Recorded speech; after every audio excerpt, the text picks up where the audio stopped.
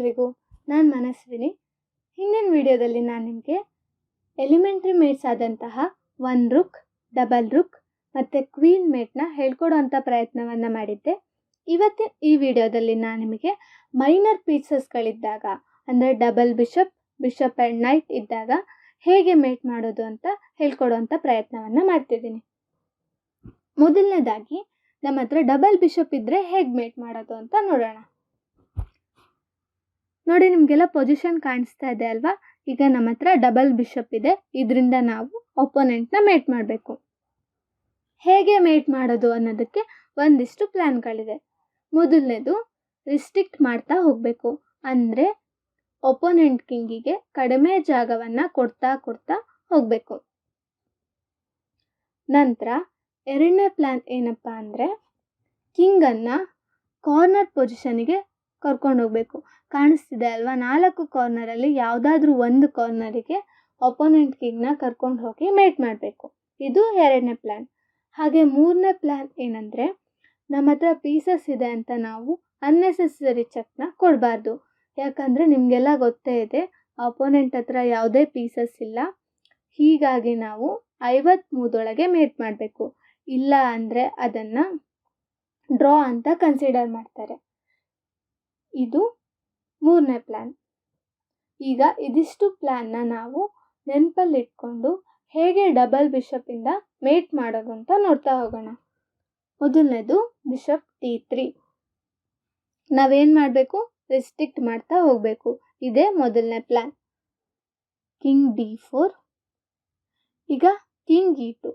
ಯಾಕೆ ಆಡಿದ್ವಿ ಅಂದರೆ, ಒಂದು ಬಿಷಪ್ ಮೇಲೆ ಅಟ್ಯಾಕ್ ಇತ್ತು, ಮತ್ತು ಇನ್ನೊಂದೇನೆಂದರೆ ಬರೀ 2 ಬಿಷಪ್ಪಿಂದ ಮೇಟ್ ಮಾಡೋಕ್ಕಾಗಲ್ಲ. ಹೀಗಾಗಿ ನಮ್ಮ ಕಿಂಗೂ ಸಹ ಸಹಾಯ ಮಾಡಲೇಬೇಕು. King E5, bishop E3. ನೋಡಿ, ಇದನ್ನು ಡಯಾಗ್ನಲಿ ರಿಸ್ಟ್ರಿಕ್ಟ್ ಮಾಡೋದು ಅಂತ ಕರೀತಾರೆ. ನಾವು ಹೇಗೆ ರುಕ್ ಮತ್ತು ಕ್ವೀನ್ ಇದ್ದಾಗ ರ್ಯಾಂಕ್ ಅಥವಾ ಫೈಲಲ್ಲಿ ರಿಸ್ಟ್ರಿಕ್ಟ್ ಮಾಡ್ತಾ ಹೋಗ್ತಿದ್ವು, ಈಗ ನಮ್ಮ ಹತ್ರ ಬಿಷಪ್ ಇರೋದ್ರಿಂದ ನಾವು ಡಯಾಗನಲಿ ರಿಸ್ಟ್ರಿಕ್ಟ್ ಮಾಡಬೇಕಾಗತ್ತೆ. ಇದನ್ನು ನಾವು ಡಯಾಗ್ನಲ್ ರಿಸ್ಟ್ರಿಕ್ಷನ್ ಅಂತ ಕರಿತೀವಿ. ನೋಡಿ, ಕಾಣಿಸ್ತಾ ಇದೆ ಅಲ್ವಾ ಹೇಗೆ ಡಯಾಗ್ನಲಿ ರಿಸ್ಟ್ರಿಕ್ಟ್ ಆಗಿದೆ? ಈಗ ನೋಡಿ, ಕಿಂಗಿಗೆ ಆ ಡಯಾಗ್ನಲ್ಲಿ ಬರೋಕ್ಕಾಗಲ್ಲ. King D5, king F3, king E5, bishop E4. ನೋಡಿ ಮತ್ತೆ ಡಯಾಗ್ನಲ್ಲಿ ಹೇಗೆ ರಿಸ್ಟ್ರಿಕ್ಟ್ ಆಯಿತು ಅಂತ. King D6, bishop D4, king E6, king F4, king D6, king F5, king E7. ಮತ್ತೆ ಬಿಷಪ್ E5 ಆಡಿರೋ ಕಾರಣ ಏನು? ಮತ್ತೆ restriction. King F7, bishop D5 check, king E7, bishop E6. ನೋಡಿ, ಮತ್ತೆ ರಿಸ್ಟ್ರಿಕ್ಟ್ ಆಯಿತು. ಇನ್ನೊಂದು, ಎಲ್ಲಿ ಚೆಕ್ನ ಅವಶ್ಯಕತೆ ಇದೆಯೋ ಅಲ್ಲಿ ಮಾತ್ರ ಚೆಕ್ ಕೊಡಬೇಕು. ಅನ್ನೆಸೆಸರಿ ಚೆಕ್ನ ಕೊಡಬಾರ್ದು. ಯಾಕಂದರೆ 53 ಮೇಟ್ ಮಾಡಬೇಕು. ಹೀಗಾಗಿ king E8, bishop D6, king D8, king F6, ಮತ್ತು ಕಿಂಗ್ E8ಗೆ ಬರಬೇಕು. ಈಗ ನೋಡಿ, ಬಿಷಪ್ C7 ಆಡಿರೋದ್ರಿಂದ ಮತ್ತೆ ಕಿಂಗು D8 ಸ್ಕ್ವೇರಿಗೆ ಬರೋಕ್ಕಾಗಲ್ಲ. ಈಗ ಮತ್ತೆ ಕಡಿಮೆ ಆಯಿತು ಜಾಗ. ಎಲ್ಲಿ ಬರಬೇಕು? ಈಗ ಕಿಂಗ್ F8 ಒಂದೇ. ಈಗ ಮತ್ತೆ ಬಿಷಪ್ D7. ಈಗ ನೋಡಿ, ಇನ್ನೂ ಕಡಿಮೆ ಆಯಿತು ಜಾಗ. ಮತ್ತೆ ಎಲ್ಲಿಗೆ ಬರಬೇಕು? King G8. ಈಗ ನಾವು ಕಿಂಗ್ G6 ಆಡ್ತೀವಿ. ಇದನ್ನು ಆಪೋಸಿಷನ್ ಅಂತ ಕರಿತೀವಿ. ಕಿಂಗ್ G6 ಆಡಿರೋದ್ರಿಂದ ಮತ್ತೆ ಆ 3 ಸ್ಕ್ವೇರ್ ಸಹ ಕಂಟ್ರೋಲ್ ಆಗಿದೆ. King H8. ನಾನು ಎರಡನೇ ರೂಲ್ಸ್ ಹೇಳಿದ್ನಲ್ವ, ಕಿಂಗನ್ನು ಕಾರ್ನರಿಗೆ ತೊಗೊಂಡು ಹೋಗಬೇಕು ಅಂತ. ನೋಡಿ, ಈಗ ಕಿಂಗ್ ಕಾರ್ನರಿಗೆ ಬಂದಿದೆ. Bishop D6. ಬಿಷಪ್ D6 ಆಡಿರೋದ್ರಿಂದ ಈಗ ನೋಡಿ, ಕಿಂಗಿಗಿರೋದು ಎರಡೇ ಮೂವ್. ಒಂದು ಕಿಂಗ್ H8, ಇನ್ನೊಂದು ಕಿಂಗ್ G8. ಈಗ ಕಿಂಗ್ G8 ಆಡಿದ್ದಾರೆ.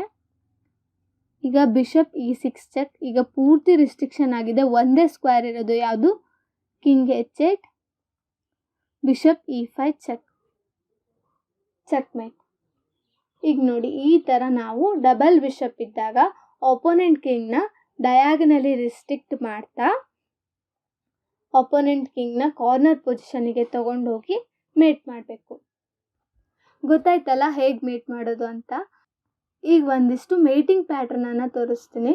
ನಾನು ವೈಟ್ ಬಿಷಪ್ ಇದ್ದಾಗ ಹೇಗೆ ಮೇಟ್ ಮಾಡೋದು ಅಂತ ತೋರಿಸಿದ್ದೆ. ಬ್ಲ್ಯಾಕಲ್ಲೂ ಸೇಮ್ ಪ್ಲ್ಯಾನ್ನ ಯೂಸ್ ಮಾಡಿ ನೋಡಿ ಈ ಥರ ಮೇಟ್ ಮಾಡ್ಬೋದು. ನೋಡಿ ಈ ಥರ ಎಲ್ಲ ಕಡೆನೂ ಕಾರ್ನರಲ್ಲೇ ಮೇಟ್ ಆಗಿದೆ. ಈ ಥರ ಡಬಲ್ ಬಿಷಪ್ ಇದ್ದಾಗ ನಾವು ಮೇಟ್ ಮಾಡಬೇಕು. ಈಗ ನಮ್ಮ ಹತ್ರ ಬಿಷಪ್ ಆ್ಯಂಡ್ ನೈಟ್ ಇದ್ದಾಗ ಹೇಗೆ ಮೇಟ್ ಮಾಡೋದು ಅಂತ ನೋಡೋಣ. ಇದರಲ್ಲೂ ಸಹ ಹೇಗೆ ನಾವು ಡಬಲ್ ಬಿಷಪ್ ಇದ್ದಾಗ ಪ್ಲ್ಯಾನನ್ನು ಯೂಸ್ ಮಾಡಿ ಮೇಟ್ ಮಾಡಿದ್ವಲ್ಲ, ಇಲ್ಲೂ ಸಹ ಪ್ಲ್ಯಾನ್ ಏನು, ಮೊದಲನೇ ಪ್ಲ್ಯಾನ್ ನಿಮಗೆಲ್ಲ ಗೊತ್ತೇ ಇದೆ.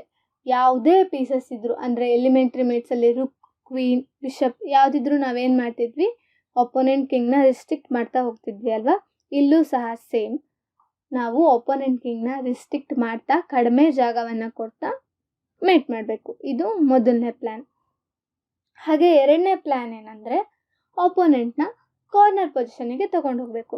ಡಬಲ್ ಬಿಷಪ್ ಇದ್ದಾಗಲೂ ಅಷ್ಟೇ ಅಲ್ವಾ, ನಾವು ಯಾವುದಾದ್ರೂ ಒಂದು ಕಾರ್ನರಿಗೆ ತೊಗೊಂಡೋಗಿ ಮೇಟ್ ಮಾಡ್ತಿದ್ವಿ.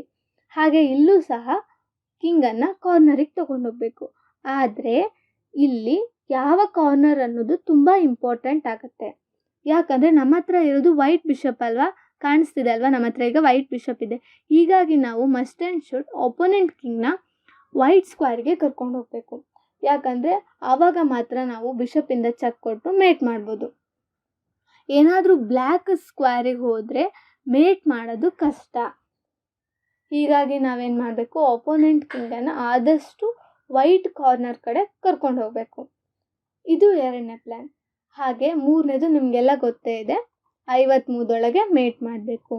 ಹಾಗೆ ಇನ್ನೊಂದೇನಪ್ಪ ಅಂದರೆ ಅನ್ನೆಸೆಸರಿ ಚೆಕ್ನ ಕೊಡಬಾರ್ದು. ಎಲ್ಲಿ ಚೆಕ್ಕಿನ ಅವಶ್ಯಕತೆ ಇದೆಯೋ ಅಲ್ಲಿ ಮಾತ್ರ ಚೆಕ್ ಕೊಟ್ಟು ಮೇಟ್ ಮಾಡಬೇಕು. ಈಗ ಬಿಷಪ್ ಆ್ಯಂಡ್ ನೈಟ್ ಇದ್ದಾಗ ಹೇಗೆ ಮೇಟ್ ಮಾಡೋದು ಅಂತ ನೋಡೋಣ. ಅಷ್ಟು ಪ್ಲ್ಯಾನ್ನ ನೆನಪಲ್ಲಿಟ್ಕೊಂಡು ಈಗ ಮೇಟ್ ಮಾಡೋಣ. ಮೊದಲನೇ ಮೂವ್ ಕಿಂಗ್ D2. ನಾನು ಆವಾಗಲೇ ಹೇಳಿದ್ದೆ, 2 ಬಿಷಪ್ ಅಥವಾ ಯಾವುದೇ ಕ್ವೀನ್, ರುಕ್ ಇದ್ದಾಗ ನಾವೇನು ಮಾಡಬೇಕು, ಬರೀ ಅದು ಒಂದರಿಂದ ಎಲಿಮೆಂಟ್ರಿ ಮೇಟ್ಸಲ್ಲಿ ಮೇಟ್ ಮಾಡೋಕ್ಕಾಗಲ್ಲ.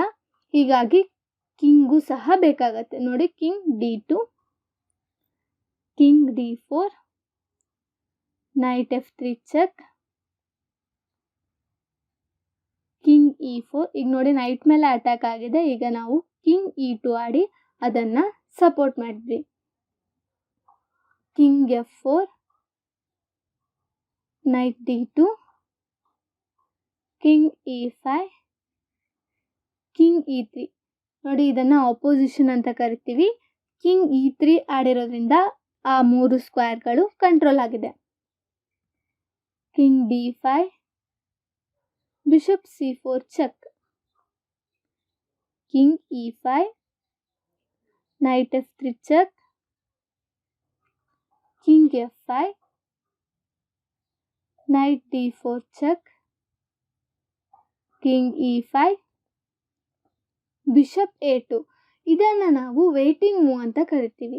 ಯಾಕಂದರೆ ಬಿಷಪ್ A2 ಆಡಿರೋದ್ರಿಂದ ನೋಡಿ ಆ ಡಯಾಗ್ನಲ್ ಪೂರ್ತಿ ಕವರ್ ಆಗಿದೆ, ಅಂದರೆ ಕಂಟ್ರೋಲ್ ಆಗಿದೆ.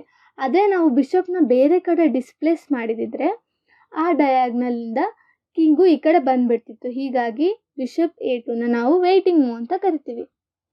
King F6, king F4, king G6,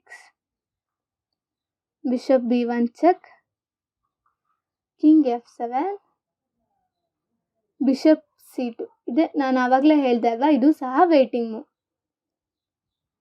king G7. ನೋಡಿ ಆಪೋನೆಂಟ್ ಕಿಂಗು ಬ್ಲ್ಯಾಕ್ ಕಾರ್ನರ್ ಕಡೆ ಹೋಗ್ತಾ ಇದೆ, ಯಾಕಂದರೆ ಅಲ್ಲಿ ಹೋದರೆ ಮೇಟ್ ಆಗಲ್ಲ. ಹೀಗಾಗಿ ನಾವು ಏನು ಮಾಡಬೇಕು, ಮೊದಲನೇದಾಗಿ ಆ ಸ್ಕ್ವೇರ್ನ ಕಂಟ್ರೋಲ್ ಮಾಡಬೇಕು. King F5, king H8. ನೋಡಿ ಆ ಕಾರ್ನರಿಗೆ ಹೋಗಿದೆ ಈಗ.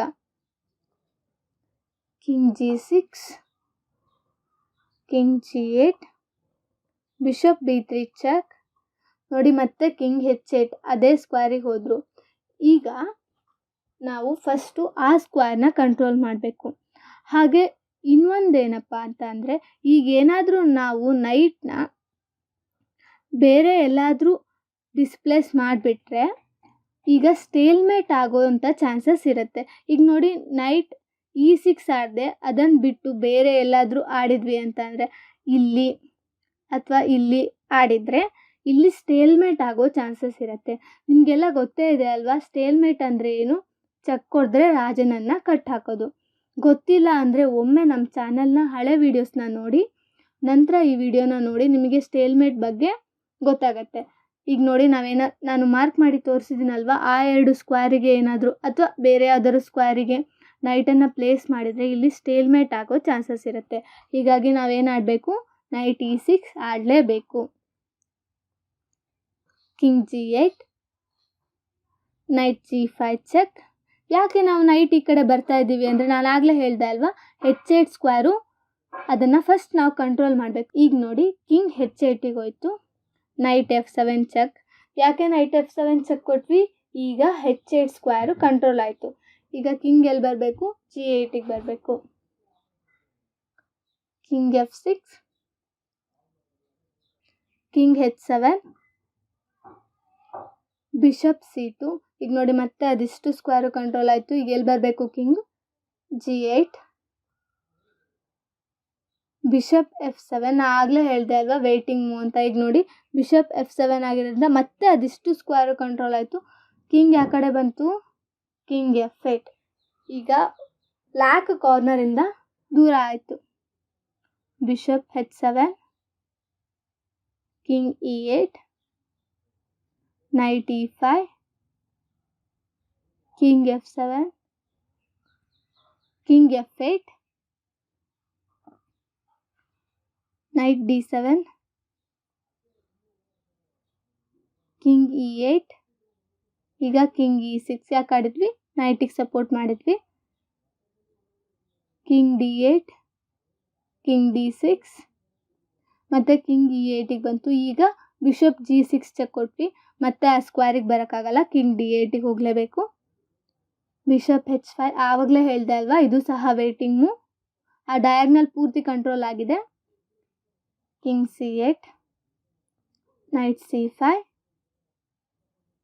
King D8, knight B7 check, king C8, king C6 ಮತ್ತು ನೈಟನ್ನು ಸಪೋರ್ಟ್ ಮಾಡಿದ್ವಿ ಹಾಗೂ opposition. King B8, king B6, king C8. ಈಗ ಬಿಷಪ್ G4 ಚೆಕ್, ಮತ್ತು ಆ ಸ್ಕ್ವೇರು ಸಹ ಕಂಟ್ರೋಲ್ ಆಯಿತು. ಕಿಂಗ್ B8ಗೆ ಬಂತು, ನೈಟ್ C5, ಕಿಂಗ್ A8. ಈಗ ನೋಡಿ ಕಿಂಗಿಗೆ ಬರೀ 2 ಸ್ಕ್ವೇರು, ಒಂದು A8, ಇನ್ನೊಂದು B8.